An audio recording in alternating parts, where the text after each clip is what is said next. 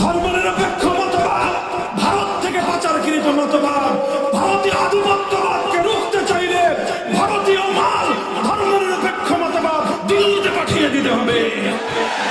ভারতের সেবাদাসী বাংলাদেশে তার জায়গা হয় নাই, ভারতের মূলনীতি বাংলাদেশে তার জায়গা হতে পারে না।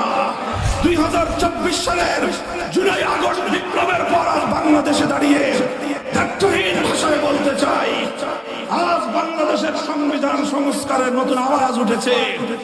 এই সংবিধানে যদি ধর্মনিরপেক্ষ মতবাদ থাকে, গোটা বাংলাদেশে বিদ্রোহের আগুন ধরবে, বিদ্রোহের আগুন ধরবে।